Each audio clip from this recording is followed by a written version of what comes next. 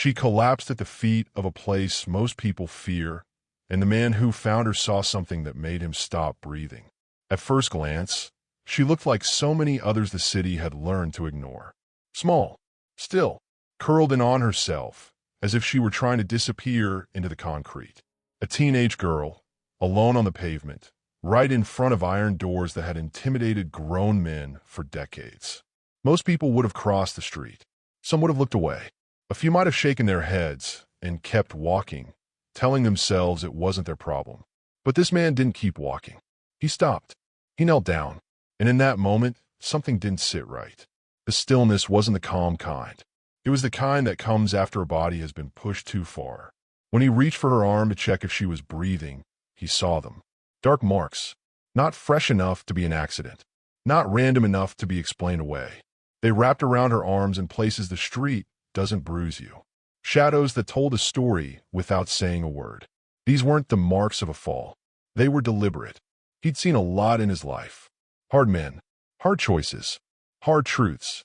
But this made his chest tighten in a way he didn't expect. Because whatever had happened to this girl didn't come from bad luck. It came from intent. From someone who believed they could do whatever they wanted to whoever they wanted and walk away untouched. She stirred slightly, a shallow breath rattling in her chest. He leaned closer, keeping his voice low, steady, careful not to scare her. When she finally opened her eyes, there was no confusion in them. Only fear. The kind that comes from knowing exactly what the world can do to you when no one is watching. He asked her one question. Not loud, not angry, not threatening. Just a question. Who hurt you? For a moment, she said nothing. Her eyes flicked away, as if the answer itself was too dangerous to hold. As if saying it out loud might summon something worse than the pain she was already carrying. Her fingers twitched. Her jaw tightened. Every instinct in her body screamed to stay silent. Then she whispered a name, and everything changed. The air shifted in a way that's hard to explain unless you felt it. Like a room going cold without the temperature changing. Like a line had been crossed that couldn't be uncrossed. That name didn't belong to some faceless stranger. It belonged to someone who thought fear was currency. Someone who believed the streets answered to him. Someone who had built his power on silence and suffering. A man who had never expected to be challenged. Not by her, and not by the man kneeling in front of her. Before we go any further, if stories about courage, kindness, and standing up for those who can't stand up for themselves matter to you, I'd like to gently ask you to support this channel. A simple like helps these stories reach people who need to hear them. Sharing helps them travel farther than we ever imagined. And subscribing means you'll be here for more stories that remind us humanity still exists in unexpected places. Thank you for being part of that. Because this moment, right here, wasn't just about a girl collapsing on the street. It wasn't just about bruises or fear or a whispered name. It was about a choice. The kind of choice that happens quietly, without witnesses, when no one is forcing you to care. He could have stepped back. He could have told himself it wasn't his place. He could have handed her off to someone else and walked away, letting the world continue exactly as it had before. But he didn't. And that's why this story matters. Because sometimes the most dangerous thing you can do isn't throwing a punch or raising your voice. Sometimes it's asking the right question and refusing to look away from the answer. Sometimes it's seeing someone the rest of the world has already decided not to see. That single question cracked something open. Not just in her, but in a system that had depended on fear staying hidden. And while she had no way of knowing it in that moment, while she lay there weak and terrified and unsure if she'd made a terrible mistake by speaking, the truth was already moving. Quietly, relentlessly. The name she whispered didn't echo because of who he was. It echoed because of who he thought he was. And because for the first time, someone had heard it and decided it wouldn't be ignored. But what happened after that question didn't just change her life. It set off something far bigger. Something no one involved could stop once it began. He stayed where he was, kneeling on the cold pavement, grounding himself so she wouldn't feel rushed or cornered. Around them, the street kept moving the way it always did. Cars passed. A distant siren wailed and faded. Life went on, indifferent to the small, fragile moment unfolding at its edge. That contrast stayed with him. How easily the world keeps turning when someone is breaking right in front of you. He checked her pulse again, slow but steady. Relief flickered across his face, quickly replaced by something heavier. Concern, not panic, not anger, just a quiet awareness that whatever had brought her here wasn't simple and it wasn't over. Carefully, he slipped his jacket beneath her head to keep it from resting on bare concrete. He didn't shout for help. He didn't draw attention. Authority, when it's real, doesn't need volume. He spoke calmly into his phone, explaining the situation in measured words, then ended the call and stayed right where he was. When she stirred, even slightly, his voice stayed even, reassuring without being false. She didn't need promises. She needed steadiness. She was light when he lifted her, lighter than she should have been. That alone told him more than he wanted to know. As he carried her, he noticed the way her body instinctively tensed, as if even unconscious she expected pain to follow touch. That detail lodged itself somewhere deep. What he noticed next would stay with him for years. The ride to the hospital passed in near silence. She drifted in and out, breath shallow, face pale. He didn't speak unless he had to. There are moments when words don't help, and this was one of them. Inside the hospital, the atmosphere changed immediately. Bright lights, clean floors, voices trained to stay calm. She was taken from his arms with practiced efficiency, placed on a bed, monitors attached, questions asked. He answered what he could and admitted what he couldn't. He didn't pretend to know her. He didn't claim a role he hadn't earned. When they asked if he was family, he said no. When they asked why he brought her in, he said because she needed help. That was enough. He waited in a chair just outside the room, hands resting on his knees, eyes fixed on a spot that didn't move. Time stretched in a way it always does in hospitals. Too fast and too slow all at once. He thought about the street she'd collapsed on, about how many people must have walked past her before she couldn't walk anymore. Eventually, a nurse stepped out and told him she was stable. Dehydration, malnutrition, exhaustion. Her body had done what bodies do when survival becomes unsustainable. It had shut down. He was allowed in a few minutes later. She was awake now, sitting upright, staring at the thin tube in her arm as if it belonged to someone else. When she saw him, her shoulders stiffened immediately. Guard up. Exit routes calculated. He recognized the posture, the learned readiness to flee. "It's okay," he said quietly, staying closer to the door than the bed. "I'm not here to hurt you." She didn't respond, but she didn't pull away either. He asked her if she was hungry. That question landed differently. Her eyes shifted to him for the first time. Just a flicker. A nod so small it was almost a reflex. He left without another word and came back with food a short while later. Nothing fancy. Soup, bread, water. He placed a tray on the small table within reach, then stepped back and sat down, giving her space. And then, something important happened. Nothing. She stared at the food. Minutes passed. The room was quiet except for the steady beep of a monitor. No encouragement. No pressure. Just silence. That silence was a pattern interrupt. It broke expectations. She was used to being rushed, questioned, demanded from. This was different. Finally, she reached for the bread. She ate quickly, almost desperately, like someone afraid it might be taken away. He didn't comment, didn't slow her down. He just watched, making sure she didn't choke, making sure the food stayed where it was. When she finished, there was color in her face now. Not much, but enough to notice. Enough to matter. He asked her name. She hesitated. Names can be dangerous when you're trying not to exist. After a moment, she gave it to him anyway. Softly, like a secret she wasn't sure she should share. She was 15. That number hit harder than he expected. 15 meant she should have been worrying about school, friends, small disappointments. Not survival. Not hunger. Not who might hurt her if she slept in the wrong place. He didn't ask how she ended up on the streets. Not yet. He understood the rules of trust. You don't start with the deepest wound. You let the person decide when to show it. Instead, he asked how long she'd been out there. She shrugged, eyes dropping to her hands. Time blurs when every day looks the same. When nights are just about staying unseen. She explained, in simple terms, how she stayed invisible, how you learn which places are safer, which people to avoid, how you keep moving so no one claims you.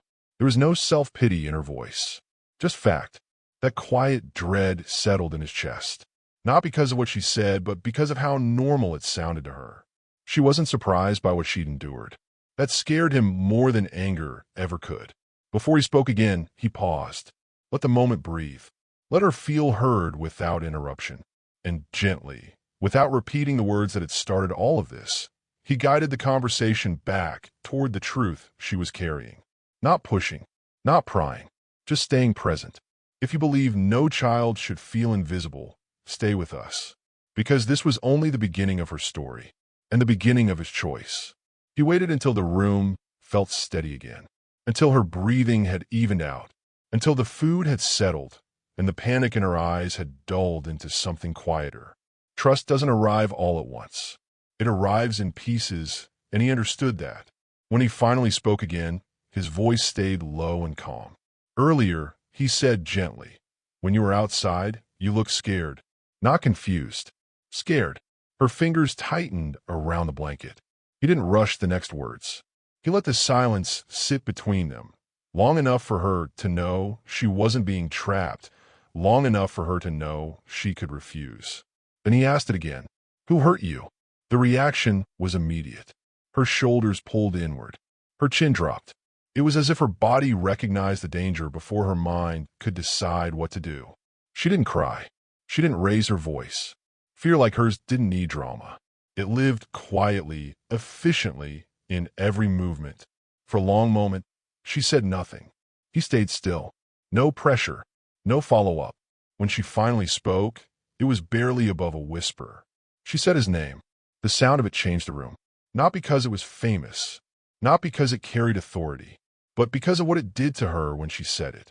Her hands began to shake. Her breathing shortened. Her eyes flicked to the door as if she expected him to be standing there already. That reaction told him everything he needed to know. He didn't ask her to repeat it. He didn't ask for details. Instead, he said something simple. You're safe here. She didn't answer. She didn't believe it yet. People in her world learned quickly that safety was temporary. After a moment, she explained what that name meant. Not with stories or scenes, but with rules. The way children do when they've learned how a place works. That man controlled the streets where she slept.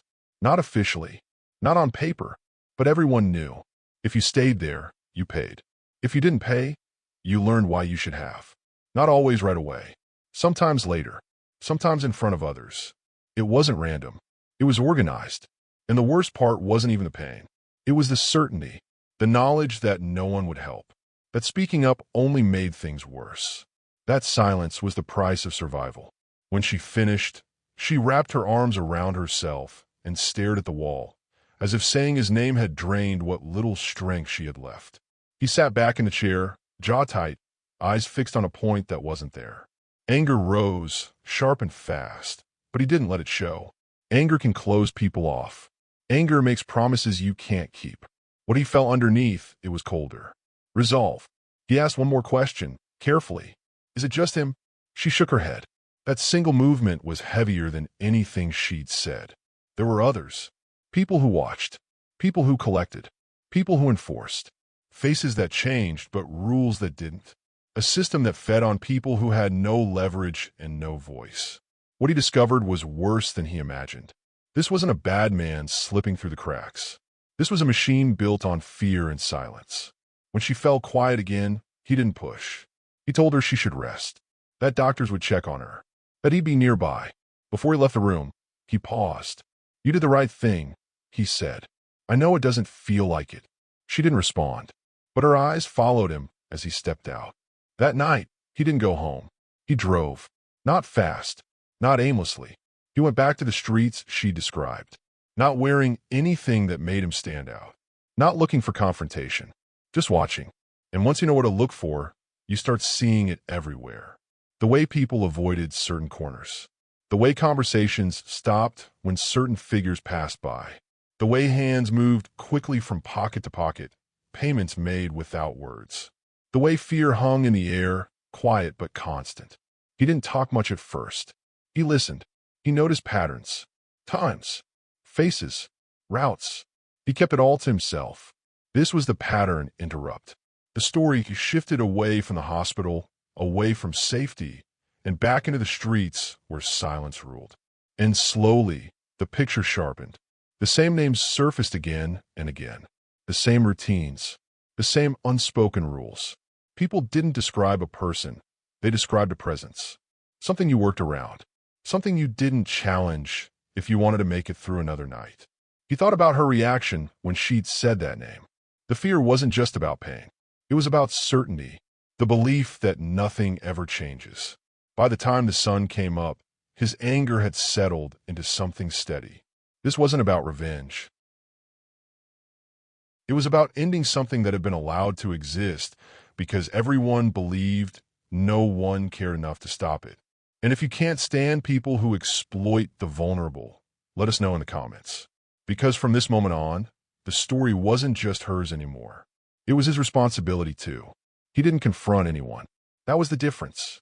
It would have been easier to do something loud, something immediate, something that looked like action. But loud things fade quickly, and fear has a way of returning when it isn't dismantled properly. He understood that if this was going to stop, not pause, not relocate, but end, it had to be done the right way. So he slowed everything down. He wrote things down. Times, places, patterns. Who showed up, who collected, who stood watch. He listened more than he spoke. And when people realized he wasn't asking for favors, wasn't offering threats, wasn't trying to make himself important, a few of them began to talk. Quietly, in fragments, always checking over their shoulders. Each story matched the next. Different faces, same rules. Same fear. Same certainty that no one was coming to help. That name she whispered finally meant something. Not because of power, but because it connected everything. When he had enough, he didn't take it to the streets. He took it to people whose job it was to act when the evidence could no longer be ignored. Advocates who worked with vulnerable youth. Caseworkers who understood patterns of coercion. Authorities who had seen this before and knew what it looked like when it was finally laid bare. No shortcuts. No intimidation. No spectacle. Just truth, carefully assembled, placed where it couldn't be brushed aside. And when the right questions started being asked by the right people, the silence broke. Not all at once, not dramatically, but steadily. Doors that had been closed for years began to open. People who had never spoken before were suddenly willing to give statements, because now they weren't alone, because now there was a record, a structure, a path forward that didn't end with retaliation. The system didn't collapse in a single moment. It unraveled, quietly. The girl didn't see any of this, and that was intentional. While everything moved behind the scenes, she was kept somewhere safe, not hidden like a secret, but protected like a priority. She had food without fear, sleep without interruption. Adults whose only job was to make sure she wasn't pulled back into the same patterns that had nearly destroyed her. No cameras, no interviews, no one telling her story for her. She was allowed to be 15 again. That, more than anything, was the point. By the time it was over, the people who had enforced the rules were no longer enforcing anything. The routines that once ran like clockwork stopped. Corners that had been controlled went quiet. And the fear that had once felt permanent began to loosen its grip. Not because someone had been punished loudly, but because the structure that allowed harm to hide had been dismantled. The real victory wasn't retribution. It was prevention. It was knowing that another girl wouldn't have to learn the same rules just to survive. That silence was no longer the safest option. That someone would notice sooner next time. And through all of it, she stayed mostly unaware of how close everything had come to repeating itself. That was the greatest relief of all. When he saw her again, she looked different. Not healed.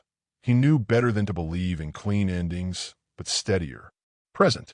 Her shoulders weren't pulled in as tightly. Her eyes didn't dart to every sound. She was still cautious, but she was no longer waiting for the ground to disappear beneath her feet. He didn't tell her everything that had happened. She didn't need to carry that weight. He told her only what mattered. That thing you were afraid of, he said, choosing his words carefully. It doesn't control those streets anymore. She searched his face, looking for signs of false reassurance. For exaggeration. She didn't find any. Relief doesn't always look like tears. Sometimes it looks like a long breath you didn't realize you'd been holding. She nodded, and for the first time since he'd met her, the fear in her expression softened into something else. Hope. But her story didn't end there. Because safety isn't just the absence of danger. It's the presence of possibility. And for the first time in a long time, that possibility was finally real. Years passed quietly. Not in headlines. Not in dramatic milestones. Just the slow, steady kind of time that allows wounds to close the way they're meant to, layer by layer, without spectacle. The girl grew older. She finished school. Not perfectly. Not without setbacks. There were days when fear crept back in, days when certain sounds or places tightened her chest before she could stop it. Trauma doesn't disappear just because danger does. But she had stability now, a roof she could lock, meals she didn't have to ration, adults who didn't disappear when things got complicated. Most importantly, she had something she'd never had before. Choice. She chose what to study. She chose where to work. She chose who to trust. And slowly, almost without realizing it, she stopped thinking of herself as someone who had survived something terrible and started seeing herself as someone who could do something meaningful with what she'd lived through. She didn't forget the streets. You never really do, but they stopped defining her. Years later, on a cool morning, she found herself standing in a part of the city she used to avoid at all costs. It looked different now, cleaner in some places, still rough in others. Change rarely happens evenly, but she knew these streets the way people know a language they once had to learn to survive. She wasn't there by accident. She was volunteering, not because she owed anyone anything, not because someone told her she should, but because she remembered what it felt like to be invisible. And she knew that sometimes help doesn't arrive as a solution, it arrives as presence. She carried bags of food, bottles of water, small things that matter more than people realize when you have nothing else. She noticed her before anyone else did. A young girl sitting alone near the edge of an alley, knees pulled close, eyes fixed on the ground like she was trying to disappear into it. Too alert for someone resting, too still for someone who felt safe. She recognized that posture instantly. It was the same one she used to have. She didn't rush over. She didn't stand above her. She approached slowly and lowered herself to the same level, keeping her voice gentle. "Hey," she said, "you hungry?" The girl looked up, suspicion flashing across her face before hunger won out. She nodded. She handed her some food and waited. No pressure, no questions, just silence.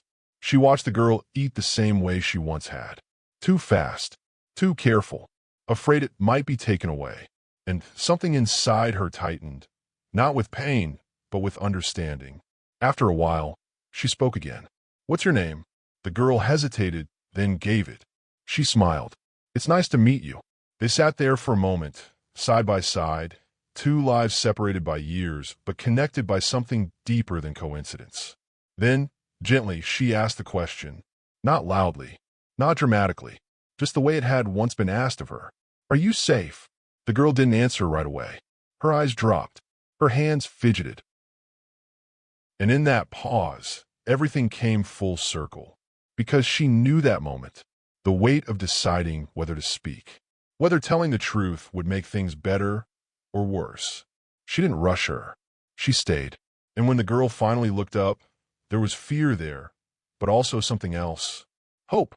That's when she understood something fully for the first time. Being seen doesn't just save a life once. It echoes. It moves forward through time, carried by people who were once broken and chose to care anyway. She thought about the man who had knelt beside her years ago. The calm in his voice. The way he didn't look away. The way one question had changed the direction of everything that followed. She never forgot that. And now, without fanfare, without recognition, she was doing the same thing. Seeing someone, asking, staying. Because sometimes, the most powerful thing you can give another person isn't money or answers or protection. Sometimes, it's the moment they realize they're no longer invisible. And that moment can change a life. Just like it changed hers. Before you go, let me ask you something. Stories like this don't end when the screen fades to black. They end when people decide what they stand for. If you believe no one should be allowed to exploit fear and silence to control the vulnerable, hit subscribe. Stories like this only reach the right people when this community grows. If you believe what that man did was wrong, and that systems built on intimidation deserve to be exposed, like and share this video so it reaches someone who still thinks looking away is the safer choice. And if you refuse to side with bullies who prey on those with no voice, comment below with words like, "I stand for justice," or "No more silence." Every comment, every like, every share is a line in the sand. It's choosing people over power, truth over fear, because the real villains don't win when they're confronted. They win when everyone stays quiet. And here, we don't stay quiet.